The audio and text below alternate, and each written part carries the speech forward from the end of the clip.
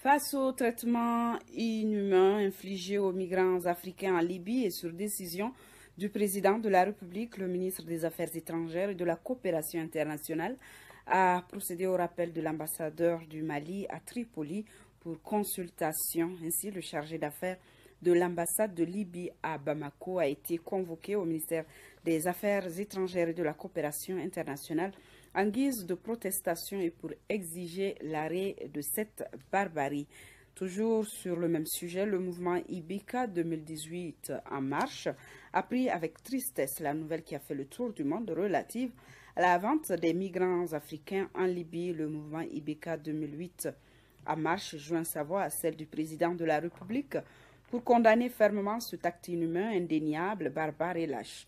Le mouvement Ibeka 2018 en marche souhaite que les auteurs soient recherchés et traduits devant les tribunaux et punis à la dernière rigueur afin que les actes de ce genre soient bannis sur le continent africain.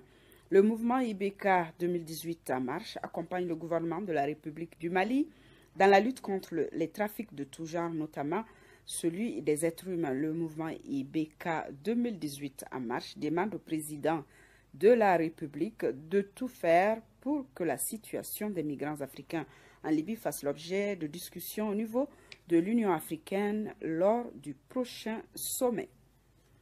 Également, le parti Mouvement citoyen pour l'alternance, le travail et la transparence, MCATT, par le présent communiqué de presse, tient à exprimer toute son indignation suite au commerce des migrants qui se passe présentement en Libye et condamne fermement cette pratique moyenâgeuse. Le MCATT renouvelle tout son soutien aux décideurs africains ainsi qu'à l'Union africaine pour l'ouverture d'une enquête en vue de situer rapidement les responsabilités et traduire devant la justice les personnes incriminées.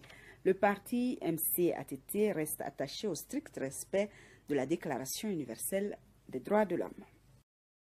Généralement motivée par la recherche de l'Eldorado, l'immigration irrégulière pèse lourd ces derniers jours sur les compatriotes vivant en Libye.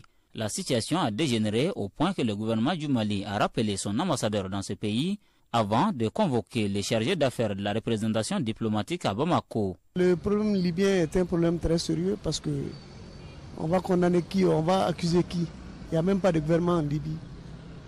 Il y a 2 assemblées, 2 premiers ministres. Des Maliens, sinon des Africains, qui sont en train de subir toutes les formes inhumaines qu'on appelle aujourd'hui même de l'esclavage humain. Cette évolution récente de la situation et le cumul de l'expérience vécue par le passé semble servir de leçon à ce jeune homme qui a maintes fois rêvé de tenter sa chance à l'aventure. Il m'arrive souvent l'idée d'aller à l'aventure à l'insu de mes parents. Mais après avoir bien réfléchi, je renonce car j'ai perdu un ami comme ça. Face à la situation actuelle des compatriotes vivant en Libye, nos interlocuteurs proposent l'érection de garde-fous après le rapatriement. Il faut empêcher les gens d'aller. Il faut mettre les moyens pour que les gens n'y aillent pas. Tout le monde sait ce qui se passe aujourd'hui en Libye. Pour remédier à tout ça, c'est le gouvernement malien qui doit maintenant agir. C'est le gouvernement malien qui doit voir maintenant qu'est-ce qu'il faut faire pour amener les Maliens qui sont en Libye. Cet interlocuteur va plus loin en donnant un exemple palpable de création d'emplois avec le montant susceptible de servir de frais de transport pour se rendre en Libye. Supposons que vous payez 2 charrettes, vous payez des bidons. Les gens, au niveau des bornes fontaines, ils achètent l'eau à 25 francs le bidon, les bidons de 20 litres qu'ils revendent à 100 francs.